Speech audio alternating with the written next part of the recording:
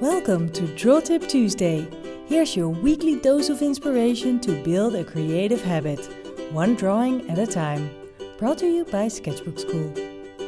Today we're using a white gel pen and a black pen. Could be a rollerball pen, a fine liner, or a fountain pen, whatever you like. Black and white work awesome on a toned background. I'm using grey toned paper from Strathmore, but you could also use a piece of cardboard or colored paper. It doesn't really matter what subject you choose. Could be anything. Look around you. Anything is interesting when you draw it. When I look around in my studio, I see these mini cacti and I really like their different shapes and sizes, so I'll draw these. I'll start with the tall one on the left and then work from left to right. First, I'll draw its outline.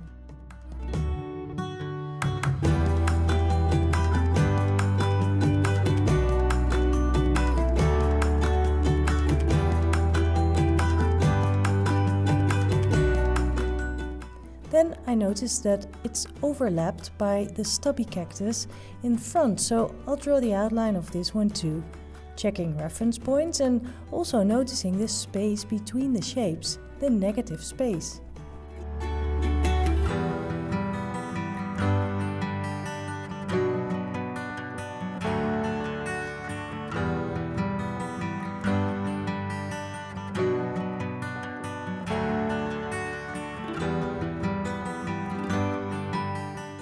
I draw the outline of the other plants as well, and as I go along, I really notice their interesting shapes and I'm not paying attention to any detail yet.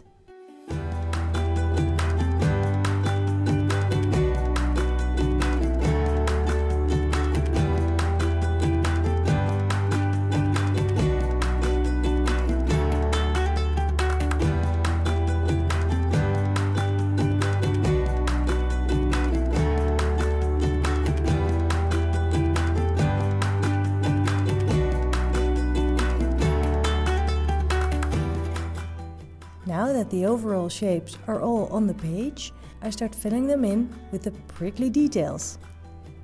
Also, I add shading with hatching lines as I go along.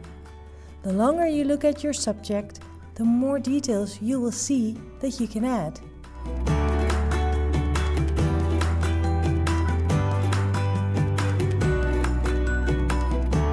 I'm not too accurate for every detail. As long as I capture the essence of each of the plants, their characteristics actually, I'm very happy. With the shading, you really add depth to your drawing.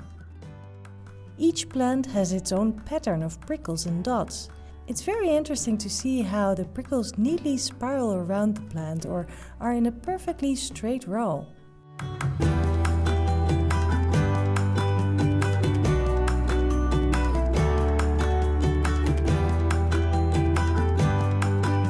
And for this plant, I don't even have a lot of detail to add. Just shading will make the distinction between leaves and stem. Time for the white gel pen.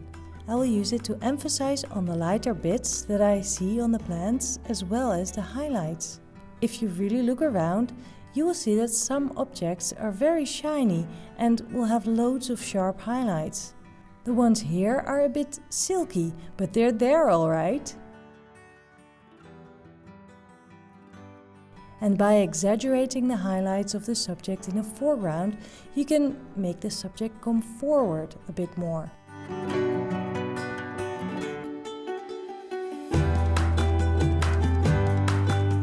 You may notice more shadows that you've missed at first. It's great to see how the white pops off the page and brings the drawing to life, don't you think? Try doing a drawing with black and white like this too. Find yourself a cardboard box and cut one of its sides off to draw on. Have fun and make those highlights pop. And if you want to learn more, you can sign up for a free course at sketchbookschool.com. See you in class!